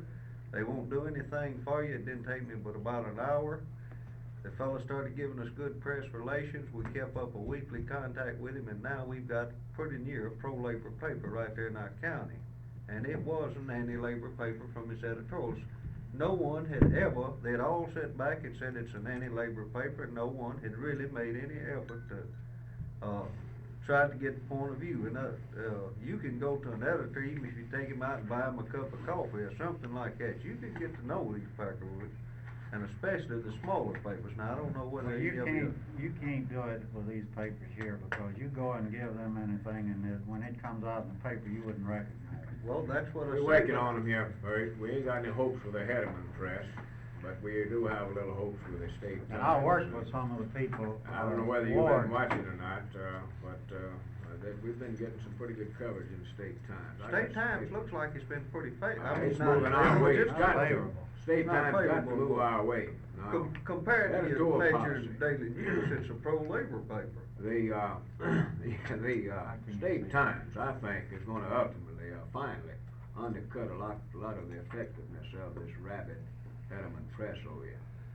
Gentlemen, I hate to break this discussion off, but we can talk about this thing here all afternoon. We have on numerous occasions already, but I've got your thinking.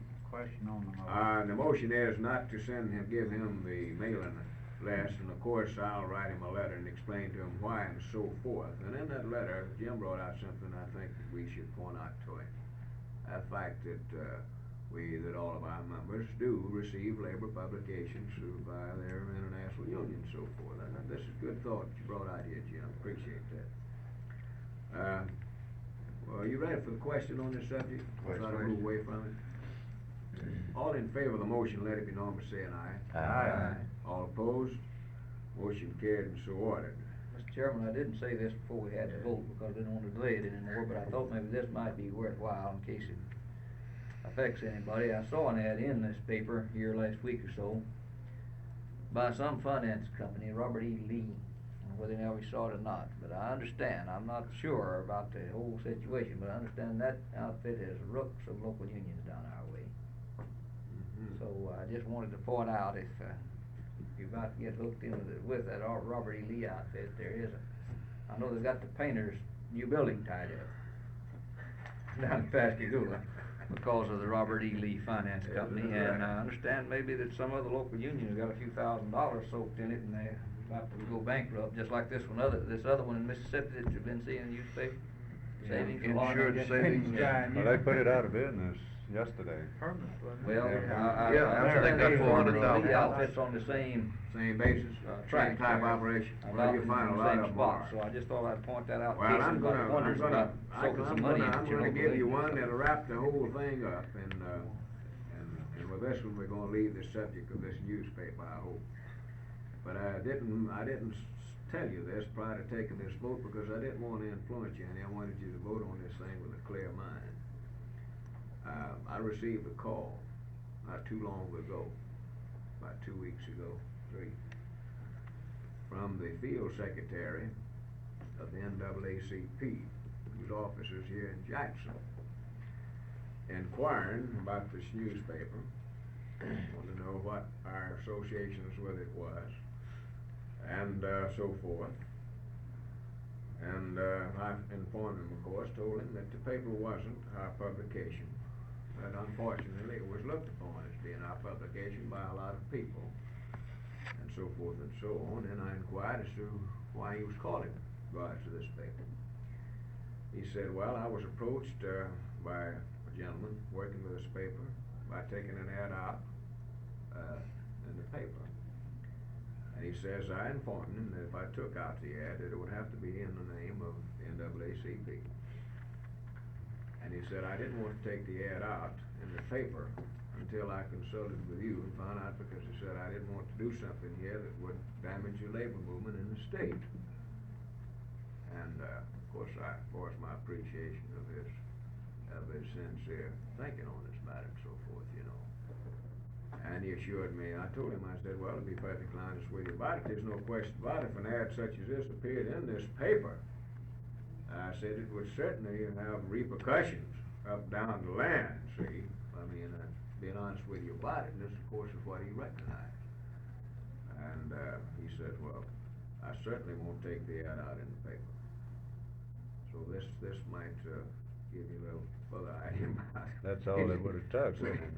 So if anybody comes to anything else, I'd like to say, at least